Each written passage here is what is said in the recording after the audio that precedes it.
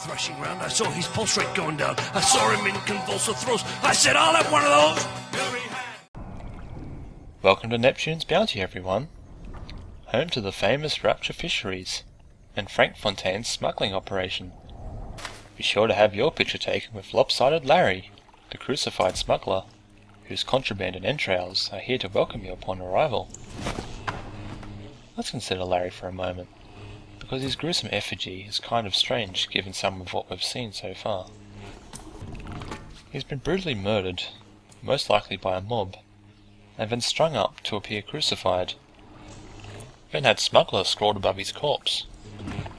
Below him there's a briefcase containing a couple of Bibles and a crucifix, as well as some other material marked with the silhouette of a hand, the smuggler's symbol. Now, religion doesn't fit into objectivist philosophy, since it conflicts with the objectivist ideal of a worldview based on reason rather than faith. However, there's a huge degree of separation between not agreeing with someone on a philosophical level and, for instance, disemboweling a man for being in possession of a Bible, and leaving his corpse crucified on a pillar to mock his faith and any others who'd follow it. And it's never really explained how Rapture came to breach that gap. It's just assumed that extremism would eventually come about, with mob lynchings and all. It's not an honest or realistic portrayal or critique of objectivism. What makes it even more out of place is Bioshock's odd stance when it comes to religion. On the one hand, Rapture is a society that shuns religion violently, but on the other hand, the developers want to use religious symbolism throughout the game to comment on their deep themes and ideas. So we've ended up with an atheist city that's named after a Christian prophecy. A city where Bibles are considered contraband, but where the most prominent scientific discovery, Adam, was named after yet another Bible story. The other odd thing about Lopsided Larry is the term smuggler. Smuggling being the act of illegally moving goods into or out of a state or city. The act, which can only be illegal if there are laws restricting the movement of those goods. Why is trade restricted within Rapture? Objectivism is supposed to support a free market economic system, which places no restrictions on trade. Is a man thus entitled to trade freely the sweat of his brow for his own profit? If Rapture is an objectivist society, why are there smugglers? And what the hell did they smuggle in? Drugs? Adam is more destructive than any drug you could get from the outside world. Guns? Weapons can be bought freely from vending machines.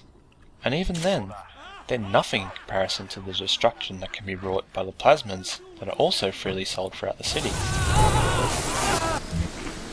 As you advance through the level, the game tries to explain the smuggling operation in a bit more detail, but that just raises further questions. Fontaine's smuggling business, rather than just being used to bring goods into the city, was also used to sell products from Rapture's industry to the outside world. Ryan didn't look at this too fondly, since it risked the outside world discovering Rapture's existence, which is what led to Fontaine and Ryan's initial rivalry. This is problematic for a couple of reasons. First, how could Rapture be a secret to the rest of the world? Thousands of tons of steel, concrete, and specialized equipment for underwater construction were all shipped out to the middle of the Atlantic to build Rapture. It would also have required thousands of labourers all working around the clock, having to deal with the rough seas of the Atlantic, as well as juggling the difficulties that come from having to operate in an underwater environment in order to get the city built. This would have been a massive undertaking, well beyond the scope of any engineering project of its day or age. And not only was it done, it was all done in secret. And then several hundred of the world's most wealthy, influential people just vanish, and no one looks into where they went. Rapture would have been an impossible secret to keep. The second problem is, why does Rapture need to remain a secret?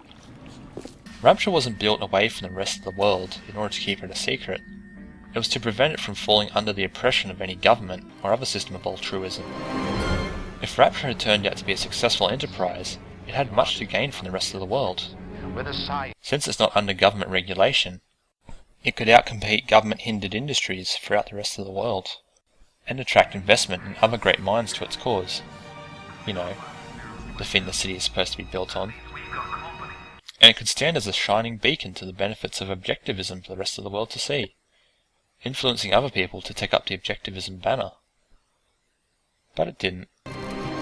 For the purposes of the plot, Rapture had to remain a secret, even though Rapture couldn't have remained a secret, nor did it have any good reason to. Leaving the plot for a moment, let's look at some of the level design in Neptune's Bounty, and the cinematic elements that have been included.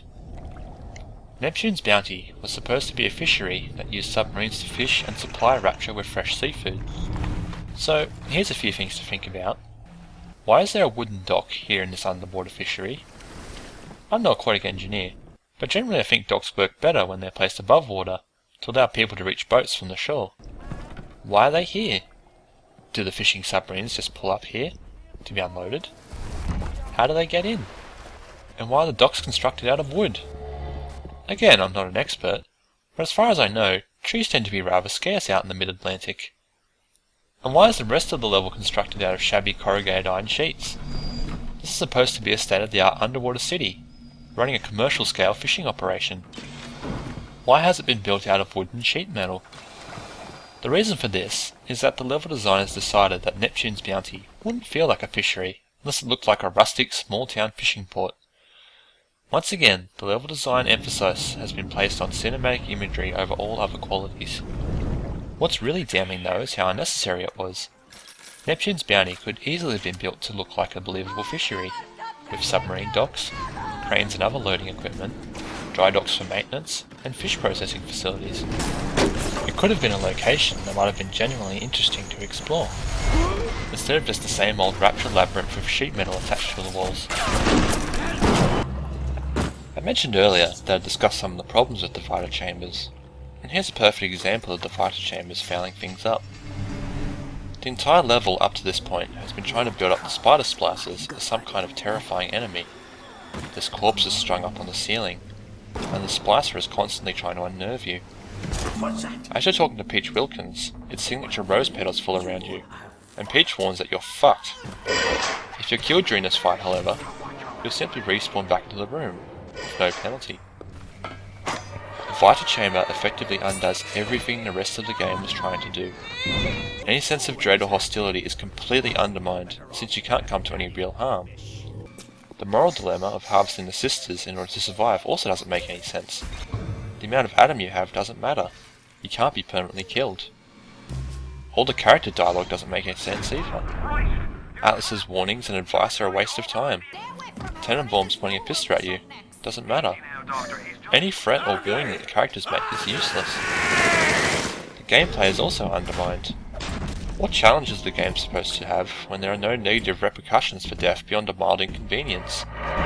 You can try to perfect your skill in playing the game, or you can just brute force your way through by hitting everything with a wrench. It makes little difference. The main objective in Neptune's Bounty is to reach Atlas's wife and child in the smuggler's hideout.